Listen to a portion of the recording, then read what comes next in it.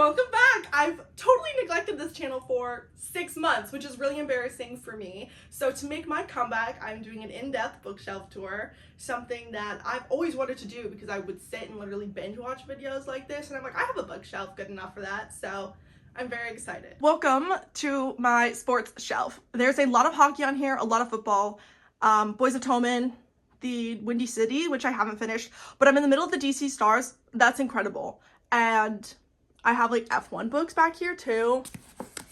More football. The Favorites is back here too. Lots of, okay, this is like, if I can move all these. These are like all football books that I have to read. I've read like 2. And they're really good. I just like sports in general, and I really like college sports.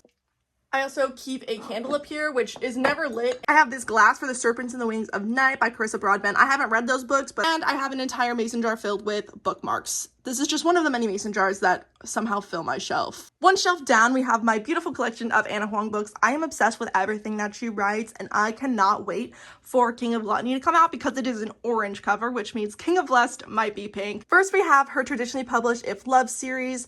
I've not read any of these, and I accidentally also purchased the UK ones, which I did on accident, so they're all shorter than the rest of them, but it's fine. Beside that, we have, of course, the Twisted Love series. This was the first series I read. I'm obsessed with it. I have all of her traditionally published ones with Bloom, and then I have the Fairy Loot editions, which are just stunning. Seriously, I sometimes will just look at these books. The covers, first of all, it's so cool to see characters brought to life through art, and it's just gorgeous. Then we have the Kings of Sin series. I'm gonna move this out of the way so you can see what else is back there. All of the ones with these solid color spines are signed. I am big on that, and so I'll always pre-order the signed editions from this strand. They go really fast, so if you are looking to collect signed editions, I highly recommend being a part of her newsletter because she'll always put the newsletter out first before she puts it out to the general public, and that's how I'm always able to snag these. I love how all the spines go from the solid spine to the Barnes & Noble exclusive edition. King of Wrath was the only book I've ever hardcore annotated. Then we have the regular edition of the Striker and the Barnes & Noble exclusive edition of the Striker. I also have this stunning edition of King of Wrath. This is from the Bookaholic book box. This is a book I get asked like the most questions about because everyone loves Anna Huang and everyone loves pretty books, and you mesh those two things together and you literally get perfection. On the third shelf, we have a lot of cowboy romance. I am obsessed with Elsie Silver. The Chestnut Swing series, incredible, especially Reckless. I love Theo Silva, and this made me fall in love with the pregnancy trope. Then we have her Gold Rush Ranch series, which I have not read, but my sister's obsessed with them. I have read all of the Rose Hill series. My least favorite is Wild Love, and I think my favorite one is honestly Wild Eyes. I love the pop star trope, and it's done so well in this. And we have Wild Card coming out in September, and I just know I'm gonna love that one also. Beside Elsie Silver, we have Denny Perry. I love all these books, except why is Sable Peak taller than the rest of them? And they're also out of order, so ignore that. Oh gosh. I love these books. I love Juniper Hill a lot, and I also love Jasper Vale. I think Jasper Vale, though, is my favorite. I also have this beautiful edition of Crossroads from Probably Smut. I haven't read this book, but it's beautiful, and it's like the cloth, which I really like. Beside Denny Perry is all of Lauren Asher's books. I am so excited for Love Arranged. I am obsessed with Terms and Conditions, and I love these two, but I just know Love Arranged is going to be my favorite from all the teasers we've been getting, and I'm seeing her here in Phoenix on the release date of Love Arranged, which I'm so excited for. On this shelf also are my children. These are my little Sony Angels. I don't know why I'm obsessed with them. I don't know why I continue to collect them, but I just can't stop. I love the axolotl one. This one is a cauliflower one. Tell me why his head always just falls off. This is all my Elle Kennedy shelf. First, we have the original covers for the Off Campus and the Brier U series. This is totally out of order. I totally forgot which order it goes in, and I should probably know that. Beside it, though, we have the new Off Campus covers with the character art illustrations on it. Some people hate them. I really like them, honestly. I like character art. Then we have the Avalon Bay trilogy. Again, I haven't read these. I probably should because they're very summery, and it's summer. We have her 2 prep novels that are out. Also haven't read these, but I really love the covers. I think they're so pretty. I have Body Check, 10 out of 10, recommend this. I have Good Boy by Elle Kennedy. I have not read this, and I don't really like the yellow sprayed edges on it, so I don't know what I'll do with this book. I'll probably read it, but maybe see if I can get it without the edges. Then we have Girl Abroad in the Barnes & Noble exclusive cover. I love pink covers. You will notice that I have a lot of them. This is being turned into a movie with Amazon, and I am so excited. We have all the next gen books. We have The Grimm Effect, The Dixon Rule, and The Charlie Method. These are all the Barnes & Noble exclusive ones. Beautiful covers. Then we have this edition of The Charlie Method. I think it's my favorite one out of all of the next gen covers because it is pink, and I think it's hilarious how they have Brier U Stanley cups, and this one has art in the inside, which is gorgeous. I could 100% talk about this shelf forever. It has two of my favorite authors on it, Hannah Grace and Allie Hazelwood, and I have spent a long time collecting their books. Starting off, we have the indie edition of Icebreaker. I got this for Christmas like 3 years ago, and I couldn't believe my parents bought me this book, but now I'm very happy that I do. I also have the German edition of Icebreaker and Wildfire. I really have to get Daydream, but I just haven't gotten around to it because shipping from Germany is really expensive. Also have the collector's edition of Icebreaker. This is beautiful, and it is signed by Hannah Grace, which is very cool. Okay, then we have my Wildfire arc that I traded for. We have a regular edition of Wildfire, a signed edition of Wildfire, a traditionally published edition of Icebreaker. We have the probably smut edition of Daydream, Wildfire, and Icebreaker, and then just the regular edition of Daydream. Then we just have all of regular editions of Allie Hazelwood's main books, including the Owl Crate edition of Bride, which I'm obsessed with. We have the Owl Crate edition of Deep End, which is by far my favorite book by her, honestly. Bride and Deep End really go hand in hand. I have the regular edition of Problematic Romantic Summer. We have Wet. We have the regular sprayed edge edition of Deep End. We have a signed edition of Not in Love, a regular edition of Not in Love, the German edition of Not in Love, and a hardback edition of Not in Love. Down here are just some more romance novels, some that I've read, some that I haven't. I really love all of Hannah Bonham Young's books. I really hope someone does special editions of them sometime because I would totally get them. This is also where I keep all of my Tessa Bailey books. These are all from my mom. My mom is obsessed with Tessa Bailey, so I just took all these from her because otherwise they'd be sitting in a closet somewhere, and that's just not nice to do. Okay, then the very bottom shelf is a complete disaster. They are all like double stuffed. There's books in here that I've read and that I haven't read. There's some that I really like Till There Was You. That book is really good. Some Emily Henry shoved in here. Margot's Got Money Problems. Like, there's every type of book is shoved in here, and it's just a disaster. And one day it'll be fixed, just not right now. Okay, we are moving on to these two shelves. I count them as one. This is where all of my beautiful fantasy books lay. Okay, first we have up here, don't ask me what's going on up here. I don't even know, really. There's a bunch of sprayed edges that just don't fit anywhere else. There's my beautiful edition of Inheritance of Scars. I have the Heartless Hunter duology. I have this really rare edition of Shatter Me just shoved up there for some reason. I have a lightsaber, of course, an octopus, more bookmarks and annotation stuff that will probably never be used, and a fake plant, because of course. Okay, starting here, we have my shelves of Sarah J. Maas. I have so many editions of A Court of Thorns and Roses. I don't know what's wrong with me. We have the collector's edition. We have the Nerdy Ink dust jackets. We have the Wait, what the fuck is this city called? We have the Valaris sprayed edges edition with like the alternate dust jackets. We have the original girl edition in hardback and paperback. And we have an Eiffel Tower dagger that is actually the dagger from the From Blood and Ash cover, but I don't like From Blood and Ash, but I thought this was cool. Going down to my favorite series that Sarah J. Maas has ever written, Throne of Glass. We have the Throne of Glass Collector's Edition, we have the Nerdy Ink dust jackets, and we have the original out-of-print covers in paperback. These were the ones I read and then I cried over. We also have a lovely candle that smells like Selena. It smells a little clean, a little fresh. And like apparently lavender and orange. I don't know where that came from. We also have mini editions of all of her books, which are precious and adorable, and I love them. Moving on to my Crescent City shelf. No one needs this many editions of A House of Flame and Shadow. This is literally abhorrent. It's disgusting. I've only read the book once. I will probably have to reread it at some point, but for now, I don't know why I have this many editions. I have them regular covers and hardback. For The House of Flame and Shadows, I have the Barnes & Noble exclusive, the Target exclusive, the Indie exclusive, and the Walmart exclusive. I am only missing the Books A Million exclusive, so if you have that, I'll buy it off you, honestly, at this point. Then I have the Barnes & Noble exclusive editions and the paperbacks.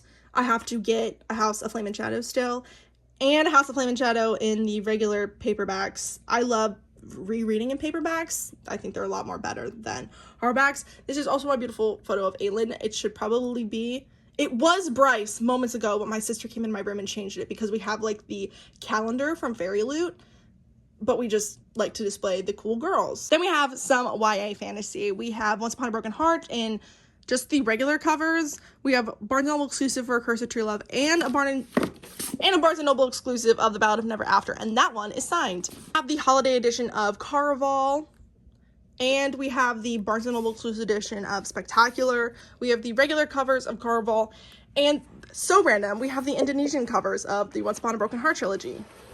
I love these covers. I think they are so pretty, and they fit the aesthetic of Once Upon a Broken Heart very well. So that I have my 2 books of A Fragile Enchantment. I have the Barnes & Noble exclusive edition and the regular edition. One of these is signed. I don't remember which one. We have the Bone Spindle. Highly recommend this trilogy. It is a great Sleeping Beauty retelling with like gender bent, and it's also like Indiana Jones. Incredible. And we have like the best enemies to lovers YA trilogy ever. We have the Cruel Prince.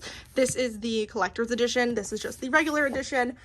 Then we have the Barnes & Noble like black covers, which I think fit the series so well. We also have those for the Stolen Heir and the Prisoner's Throne. Next to that, we have the Fairy Loot edition of the Stolen Heir and the Prisoner's Throne, which are just stunning, honestly. I totally regret not getting the Fairy Loot edition of the Cruel Prince. I will live with that regret for the rest of my life, honestly.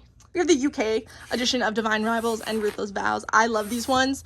And then we also just have the regular covers, which are kind of just boring and not as pretty. Down below, we have all my V.E. Schwab books. I don't know why I have so many editions of The Invisible Life of Addie LaRue, but you know what? It's here. I have the regular edition, the collector's edition that I got signed at her tour, and then I also have a paperback edition. Then we have the Fragile Threads of Power. This one is the tour like exclusive signed with her stamp. Beautiful. We also have the collector's edition of A Darker Shade of Magic. This is like one of my favorite of all times. Highly recommend. I have the signed edition of Gallant, and we have the regular paperback editions of A Darker Shade of Magic. My sister has the first one, so that's why it's missing. And we have Vicious and Vengeful. I haven't read these. I'm waiting for the announcement of the 3rd book, and then I'll start them. Then we have all of my indie editions of Carissa Broadbent's books. I read Daughter of No Worlds years ago whenever it first came out, and so I was really happy that I already had all her indie books before they got traditionally published with cover changes. Next to that, we have Sorcery of Thorns. Love that book. Highly recommend. We have Victoria Aveyard's books, Realmbreaker and Blade Breaker. I need to get the 3rd one. I just need to like really sit down and like read her books because I love her on TikTok. I think she's hilarious. Then we also have An Education of Malice, and The Prison Healer is under here too. All of my sprayed edges go from darkest to lightest / boringest, so I love all my sprayed edges equally. Fun fact, whenever I hit 10,000 followers on TikTok, I'm giving away this beautiful edition of Fourth Wing because I have 2 and I don't need to. I just love them. I don't know how to go like in depth unless I pull every single one out and tell you where they're from, which I might just do a whole other video for, because there's a lot. But these are literally like my prized possession. I love them so much. I think they're beautiful. And they took forever to collect, so. Here are more fantasy books just kind of shoved in here. We have Cassandra Clare books. We have Leigh Bardugo books. We have Huang, more Leigh Bardugo, more Cassandra Clare. There's a Good Girl Guide to Murder right there. I don't know why. There's A Fate Inked in Blood, which I haven't read, but my sister's obsessed with it. There's the Poppy Wars back here too, which I haven't finished, and I have to because I literally started it 3 years ago and I only got halfway through. That's abhorrent, to say the least. Up on top, we have a really cool typewriter purse. We have some Raven Kennedy, When the Moon Hatched. We have a cool edition of Fourth Wing. We have the paperback and the Nerdy Ink dust jacket. We also have Pride and Prejudice in Space, which is really cool, and a Treachery of Swans. I'm obsessed with this cover. Back there is an edition of the Odyssey, but it fell. So awkward. On this shelf, we just have a lot of YA. We have Olivia Blake, Adrienne Young, we have Catherine Purdy, which I really like. We have my Arc of Inheritance of Scars, more Arc. These books by Irene Chow, so good. They're very like Barbie princess, which I love. I love YA horror and thriller, and this is my YA horror thriller shelf. We'll move some of these out of the way. I literally stayed up until 4 a.m. finishing Ace of Spades because I was like so scared and I had to know what happened immediately. Same with Silent Sister. Horrible. I literally was screaming, crying, sobbing, throwing up. That book traumatized me, honestly. The Thrashers, so good. I saw Julie Soto on tour and she said that she really wants to write more of them and that she might be given the chance to, which I'm so excited for. We have, of course, Holly Jackson. I love the reappearance of Rachel Price. I read this as an arc and it was incredible. Percy Coates. Oh my gosh. Please read Where He Can't Find You. This book is also terrifying and just so good. I'm reading like From Below right now and I want it to be scarier and it's just not as scary as Where He Can't Find You. Ruthless, incredible. I read this as an arc and was gifted this copy and it was just, it's so creepy and it's so like real, which just adds to the level of like thriller horroriness. Welcome to Fear City. I have to read this book. It has art in it, which is really crazy and very cool. Love all of these books. Please read the Truly Devious trilogy. It's so good. Literally incredible. The Naturals also are incredible. One of my friends, she like hated it and I was like, okay, that's fine. Not actually, because I think it's so good. So highly recommend The Naturals and Truly Devious. Okay, this is where the books get really random. We have all of my Marissa Meyer book. I'm obsessed with the Renegades trilogy. Please read this. I think it's better than Cinder. I also haven't read this series, so I'm really comparing it off of nothing, but Renegades is literally one of the best trilogies out there for young adults. I have the Lightbringer trilogy, which is being re-released as adult with new covers, so I'm very happy I have these. Then I just have some random fantasy. We have Marie Lu's books, which I'm really excited to read, and we have the Hazelwood, which was one of the first books I ever read when I got into reading. More random fantasy here, and a pile of books that I'm trying to read.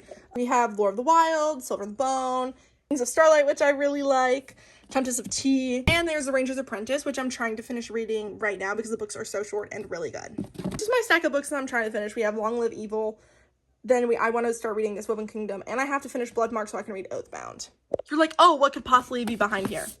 Shatter Me and The Hunger Games. I love Shatter Me so much, and I love The Hunger Games a lot, so I have to keep them close together. This is the British edition of Shatter Me. This is the collector's edition of Shatter Me, and then I also have... Then I just have the first print run of Watch Me with the page overlay from the pre-order from Epic Reads. Next we have Kiera Cass's book, The Selection. I love these books. The first three, so good. I don't really talk about these ones. The red dress scene still traumatizes me. We have Lynn Painter books, which are really good. My sister's obsessed with them. And we also have TJ Klune, The Extraordinaries. Please read these books. If you read any of their books, I think this is the best one. The Extraordinaries is hilarious, super villain, superhero with like fan fiction. You'll never see it coming. We have Gideon the Ninth, which I'll read one day. We have What Wakes the Bells, and we have Aurora Rising, which I still have to read. And we have An Enchantment of Ravens, which is really good. We have The Inheritance Cycle, which I will read one day. I really do like dragons. We have Vampire Academy, which I really liked the movie, and I liked the TV show, even though they're really cringy. I think they're really enjoyable to watch. We have The Summer I Turned Pretty, which I like the TV show more than the books. We have Iron Widow, just some like random fantasy books that I will read eventually. Then on the final row, we have some of my D&D playbooks because I do love Dungeons and Dragons. I have some of the first editions of Percy Jackson. We have The Trials of Apollo. We have The Sun and the Star, which I still have to read. Like, what? We have The Trials of the Gods, which I haven't heard anyone like really talk about that, so I want to read it, but I also don't, so I'm scared. I have the Heroes of Olympus. I love these books, especially The Mark of Athena. I think that book is just incredible. We have my really old Percy Jackson books that have been so thoroughly read and just torn up that I'll never get new ones of them because they're just so nostalgic for me. And we have the original Mark of Athena that I stole from my sister. She's probably never getting that back. We also have like the Percy Jackson, The Ultimate Guide, and the Demigod Diaries. All right, that's my book collection. I think I have a pretty good one. It is ever growing and ever changing, and it's an addiction at this point, and one that I will continue to support and feed every single month.